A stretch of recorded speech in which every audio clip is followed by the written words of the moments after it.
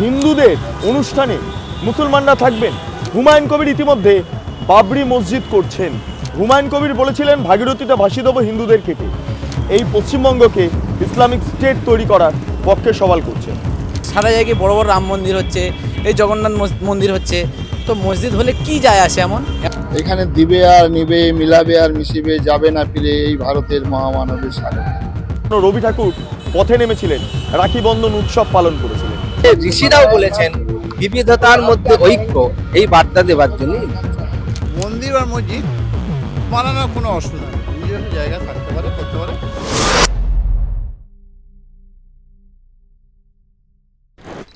নির্বাচনের প্রাক্কালে গোটা রাজ্য জুড়ে একটা রাজনৈতিক সিস্টেম চালু হয়ে গেল, হিন্দু এবং মুসলমান। হ্যাঁ, এই ভেদাভেদটা ব্রিটিশরা করে গিয়েছিলেন, কিন্তু আজকের দিনে দাঁড়িয়ে হিন্দু মুসলমান এই বিভেদটা রাজনৈতিক কারণে তৈরি হচ্ছে। এবং সেই রাজনৈতিক জায়গাটাকে ঘোচানোর জন্য 5 লক্ষ কণ্ঠে গীতা পাঠ একটা গুরুত্বপূর্ণ ভূমিকা পালন করবে। কেন জানেন? কারণ এই গীতা পাঠে অংশগ্রহণ করবেন মুসলিমরাও গীতা পাঠ করবেন। তাদেরকে আমন্ত্রণ জানানো হয়েছে উদ্যোক্তাদের তরফে। আগামী 7 তারিখ ব্রিগেড ময়দানে এই সভার আয়োজন করা হয়েছে এবং সেই সভাতে উপস্থিত থাকবেন একাধিক সাধু সন্ত্রা। হ্যাঁ, এখানেই প্রশ্ন উঠছে যে হিন্দুদের অনুষ্ঠানে মুসলমানরা থাকবেন। প্রশ্নটা ওটা স্বাভাবিক, কারণ বর্তমান রাজনৈতিক যে বাতাবরণ তৈরি হয়েছে সেখানে দাঁড়িয়ে হিন্দু মুসলমানের বিভেদটা কার্যত স্পষ্ট। হুমায়ুন কবির ইতিমধ্যে বাবরি মসজিদ করছেন, তার শিলান্যাস করবেন। আগামী 6 তারিখ বাবরির যে ধ্বংস হয়েছিল সেটার বর্ষপূর্তি হচ্ছে। আপনাদের মনে আছে 1992 সালে বাবরি, এবং 2025-এ দাঁড়িয়ে 6 ডিসেম্বর। এই সময়টা খুব ইম্পর্টেন্ট। এই সময়টাতে রাজ্য জুড়ে, দেশ জুড়ে সাম্প্রদায়িক সম্প্রীতি বজায় রাখার জন্য প্রচুর মানুষ প্রচুর কর্মসূচি নেন। কিন্তু ওই যে বললাম, তৃণমূল কংগ্রেসের বিধায়ক কিন্তু এই মুহূর্তে সাসপেন্ড। তিনি কে? হুমায়ুন কবির, যিনি বাবরি মসজিদ তৈরি করছেন। অন্যদিকে দাঁড়িয়ে বিভিন্ন জায়গায় মন্দির তৈরি হচ্ছে। মুর্শিদাবাদের এলাকাতে আমরা শুনতে পাচ্ছি রাম মন্দিরও তৈরি হবে। অর্থাৎ এইটা কেন হচ্ছে? এটা রাজনৈতিক একটা বিভেদ তৈরি করার মূল কারণ। হ্যাঁ, হুমায়ুন কবির বলেছিলেন ভাগীরথীতে ভাসিয়ে দেবো হিন্দুদের কেটে। হুমায়ুন কবির বলছেন মুসলিমদের সংখ্যা বেশি মুর্শিদাবাদে। এগুলো বলছেন বারবার। কেন বলছেন? না, মুসলমান ভোটটা খুব ইম্পর্টেন্ট। তিনি হিন্দু ভোট নিয়ে অতটা বেশি ভাবিত নন। ঠিক একইভাবে বিজেপি আবার হিন্দু ভোট সম্পর্কে যথেষ্ট ওয়াকিবহাল। তারা মনে করেন যে মুসলমানরা ভোট দেবে না বিজেপিকে, ভোট দেবে কেবলমাত্র হিন্দুরাই। এই যখন বাতাবরণটা তৈরি হচ্ছে, সেই মুহূর্তে দাঁড়িয়ে একদিকে বাবরি মসজিদ তৈরি এবং অন্যদিকে দাঁড়িয়ে আমরা দেখতে পাচ্ছি গীতা পাঠ একটা গুরুত্বপূর্ণ ভূমিকা পালন করছে। হ্যাঁ, গীতা পাঠে মুসলমানদের ডাকা হচ্ছে, তাদের উপস্থিতি স্বাভাবিকভাবে সাম্প্রদায়িক সম্প্রীতির কথা বলে। সাম্প্রদায়িক সম্প্রীতি মানে আমাদের বাঙালি জীবনে একটা বিষয় খুব গুরুত্বপূর্ণ, এবং একই সঙ্গে সংবিধানেও সেকুলার শব্দটা খুব ইম্পর্টেন্ট। সবাই একসাথে থাকবো, এটা খুব ইম্পর্টেন্ট। কিন্তু আজকের দিনে রাজনীতিতে সেটা কি আদৌ সম্ভব হচ্ছে? গ্রেটার বাংলাদেশের স্বপ্ন যে সমস্ত মুসলমানরা দেখছেন, তারা এই পশ্চিমবঙ্গকে ইসলামিক স্টেট তৈরি করার পক্ষে সওয়াল করছে। ফলে এখানে দাঁড়িয়ে সেকুলারিজম নেই, কিন্তু গীতা পাঠের মাধ্যমে সেকুলারিজমটাকে তোলা হচ্ছে। মুসলমানদের কার্যত আহ্বান জানানো হচ্ছে, আপনারাও আসুন, সমন্বয় একত্রিত হয়ে আমরা এই পশ্চিমবঙ্গের বাসিন্দা, আমরা থাকবো, এই বার্তাটা তোলা হচ্ছে। হ্যাঁ, এই বার্তা নিয়ে সাধুসন্ত্রা বক্তব্য পেশ করেছেন। আমার প্রতিনিধি সিদ্ধার্থ, তিনি গিয়েছিলেন, তিনি কার্তিক মহারাজের সাক্ষাৎকার নিয়েছেন। কার্তিক মহারাজের এই সাম্প্রদায়িক সম্প্রীতির যে বার্তা, সেটা একবার শুনে নেব। একই সঙ্গে আরও যারা সাধুসন্ত্রা রয়েছেন তাদের বক্তব্য শুনে নেব। ভারতবর্ষ চিরকাল, আজকে নয়, এখানে দিবে আর নিবে, মিলাবে আর মিশিবে, যাবে না ফিরে এই ভারতের মহামানবের সাগরে। আর এটা মার অভিষেক। এসো এসো তরা মঙ্গল ঘট হয়নি যে ভরা, সবার পরশে পবিত্র করা তীর্থ নিরে এই ভারতের মহামানবের সাগরে। ভারতবর্ষ একটা বিষয়। আর এখানে রবীন্দ্রনাথ বলছে, হেথায় দাঁড়ায় দুবাহু বাড়ায়, কি বলেছে? নমি নর দেবতার কথা বলেছে। ঠিক আছে, অবশ্যই অবশ্যই খুব স্বাগত জানাবো। নিশ্চয়ই আমরা তো মুসলমান হিন্দু দেখছি না, মানুষ সবার উপরে মানুষ সত্য, তার উপরে নাই। শোনো রে মানুষ, মানবিক ধর্মকেই আগে রাখছে। নিশ্চয়ই। দেখুন, বিষয় হচ্ছে যে ব্যক্তি হিসাবে কে আসবেন কে আসবেন না, কে কি ভেবে আসবেন কে কি ভেবে আসবেন, ব্যক্তিগত ব্যাপার। সনাতন ধর্মের যেরকম উদার, সেই উদারতা দিয়ে আহ্বান করা হয়েছে। আমি বলবো আমি গীতা পাঠ করছি, আমি সার্বজনীন গীতা পাঠ করছি, আমি ব্রিগেড গ্রাউন্ডে বসে গীতা পাঠ করছি, সেখানে কোনো ব্যক্তি এলো কি গেল সেটা নিয়ে আমাদের কোনো চর্চা নেই। মূল কথা গীতার প্রতি অস্মিতা, আমাদের সনাতন ধর্মের প্রাচীনত্বের প্রতি অস্মিতা, এইটাই আমাদের তুলে ধরা।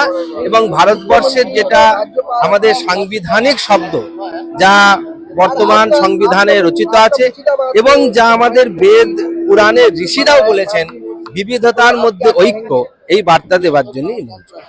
আমরা মসজিদ নিয়ে কোনো বিরোধ করছি না, আমরা কেবল বাবরি নাম নিয়ে আমরা বিরোধ করছি। এবং সম্ভবত বাবরি নামে যাতে মসজিদ ভারতবর্ষের কোথাও না হয়, সে পশ্চিমবঙ্গ বলে না, কোথাও না হয়, তার জন্য আমরা সরকারের কাছে আপিল করছি। দরকার হলে আমরা মাস পিটিশন লিখিতভাবে সাধু সন্তরা আপিল করব যে যার নামের সঙ্গে ভারতীয় নারী নির্যাতনের সম্পর্ক রয়েছে, যার সঙ্গে ভারতের নারীদের ওপরে যেভাবে অত্যাচার বাবর নামাতে লেখা রয়েছে, যে কিভাবে তিনি অত্যাচার করেছেন সেটা পর্যন্ত তার নিজের রচিত গ্রন্থেই লেখা রয়েছে। সেক্ষেত্রে এমন কোনো কলঙ্ক বা এমন কোনো নাম আগামী প্রজন্মের কাছে উঠে না আসুক, যার দ্বারা আমাদের মা বোনেদের অন্তত আগামী প্রজন্মের অস্মিতার দিকে আর কোনো রকম আঁচ আসে। করছেন তারা, আসছেন তারা, করছেন। আমরা কালকে প্রায় 50টা মসজিদে নিমন্ত্রণ দিয়ে এসেছি। এছাড়াও আমাদের অনেক মুসলিম বিদ্বৎজন আছেন যারা সনাতন ধর্মের প্রতি অসম্ভব শ্রদ্ধা রাখেন, তারা তো আসছেন বলে আগে থেকেই খবর আছে। বার্তা একটাই বার্তা, আমাদের দেশের কোনো বিভাজন নেই, আমরা একই থাকবো এবং এই একতারই বার্তা আমরা দিচ্ছি। আপনারা শুনলেন কার্তিক মহারাজ সহ অন্যান্য সাধু সন্তের বক্তব্য।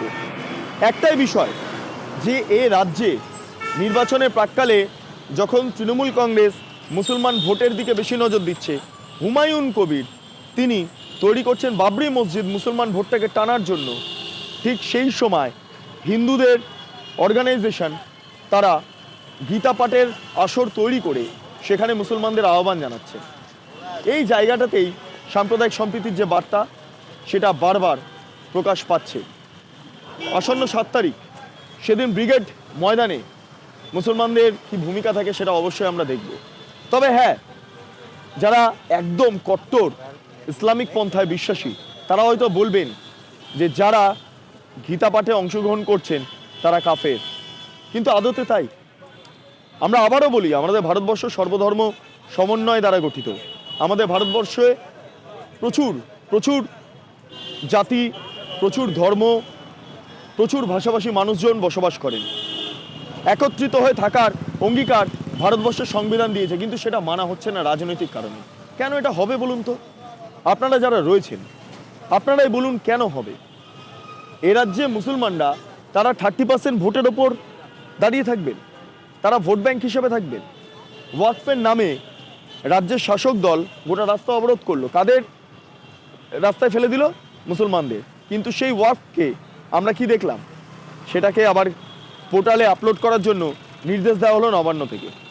তাহলে লাভটা কি হলো ওয়াকফ নিয়ে বিরোধিতা করে? ঠিক একইভাবে SIR এর বিরোধিতা করব আমরা। SIR হতে দেব না, SIR তো হলো। CA হতে দেব না, CA তো হলো, কিন্তু কি হলো? মরছে মুসলমান, মারছে মুসলমান।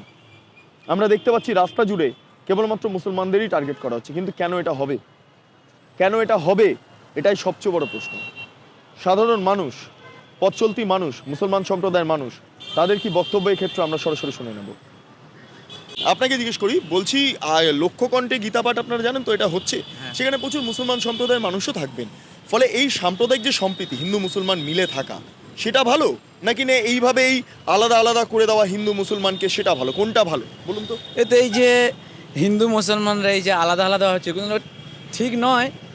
এবারে উনি বাবরি মসজিদ করছে, ওটা আমাদের কোনো আপত্তি একটাই ছিল যে ওখানে দরকার ছিল একটা হসপিটাল করার বা একটা কলেজ করার বা এমনি কি বলে মুসাফিরখানা যে করার এই উদ্যোগটা নিয়েছে, ওটা তো সবে আগামী কাল থেকে নিয়েছে উনি, হ্যাঁ হ্যাঁ, এর আগে নেয়নি। আগে নেয়নি। তো এর আগে আমরা প্রস্তুত ছিলাম না, আচ্ছা। কিন্তু কালকের থেকে উনি যখন এই কথাটা বললো, তাহলে আমরা ঠিক আছে বাবরি মসজিদ ওখানে করলে যেন ভালো হয়। আর এই যে এবারে এই যে বাবর, এই বাবরি নামে তো মসজিদ আগে ছিল, তো এখন বাবরি নামে মসজিদ ছিল, ওরা গন্ডগোলে হিন্দু মুসলমান লড়াইয়ের কারণে ভেঙে দেওয়া হয়েছে।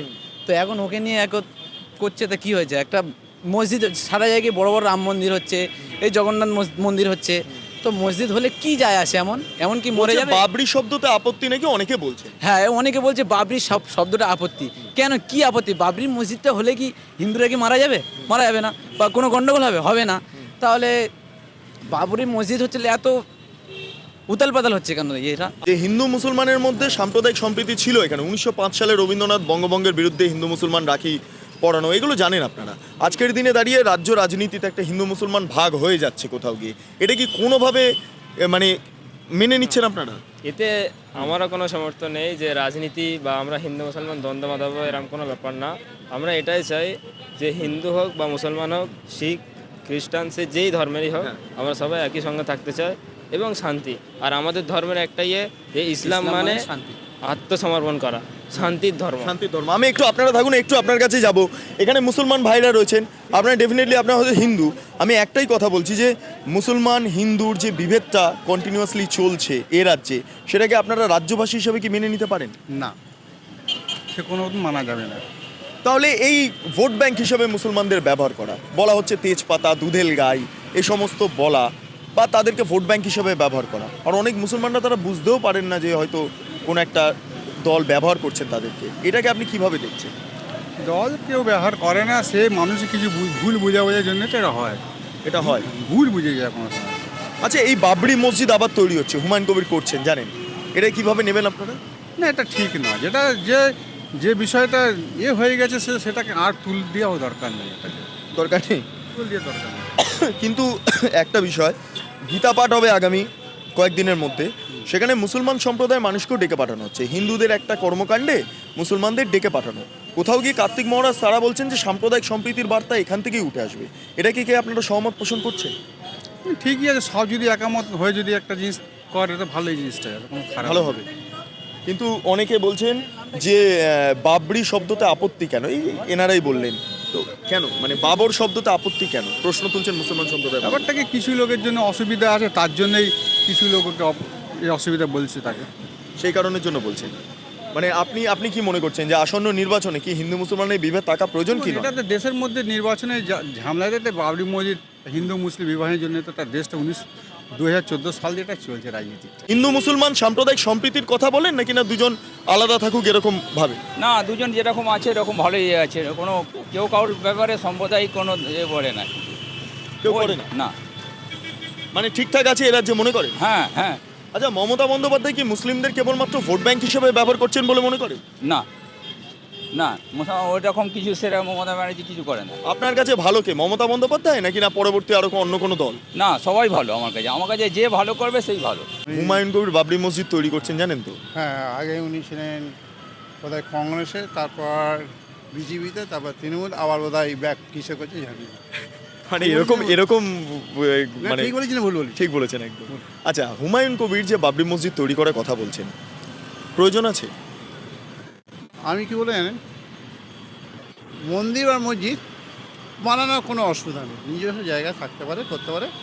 এই জন্য আমি হিন্দু বলে বাধা দিতে পারবো না, ধর্মীয় সবাই করতে পারে। একদম, সংবিধান বলেছে ধর্ম আছে সংবিধান। করতে পারবে। কিন্তু আমি যেটা জানি, একই নামে বোধহয় কোনো ক্লাব রেজিস্ট্রি হয় না, ঠিক আছে? এটা বাবরি মসজিদ হয়তো উনি করতে পারেন, নামটা যদি অন্য থাকতো বা সেটা আইনের ব্যাপার জানি না, তো এই বিষয়ে আমি সমর্থন আছি। বাবরি মসজিদে সমর্থন করছে? বাবরি মসজিদ হলে সমর্থন আছে। বাবরি বাবরি মসজিদ হলেও যদি আইনে কোনো যদি বাধা না থাকে, আইনে বাধা নেই, কোর্ট বলছে তাহলে হস্তক্ষেপ করবে। হতে পারে, ধর্মীয় হতে পারে। ওই তো মমতা তো জগন্নাথ ধাম করলো, ধর্মীয় নিয়ে যে যা করতে পারে, ধর্ম নিয়ে করতে পারে। হ্যাঁ, সেটা আচ্ছা, না আপত্তি। এইখানে একটা খুব ইন্টারেস্টিং একটা জিনিস করছে, আগামী 7 তারিখ 5 লক্ষ কণ্ঠে গীতা পাঠ হবে ব্রিগেডে, ঠিক আছে? সেখানে সাধু সন্ত হিন্দুরা তারা মৌলবী যারা রয়েছেন বা যারা ইমামরা রয়েছেন তাদেরকে আমন্ত্রণ জানিয়েছেন এবং অনেকে সাড়াও দিয়েছেন যে আমরা গিয়ে গীতা পাঠ করবো। এটাকে কিভাবে দেখছেন?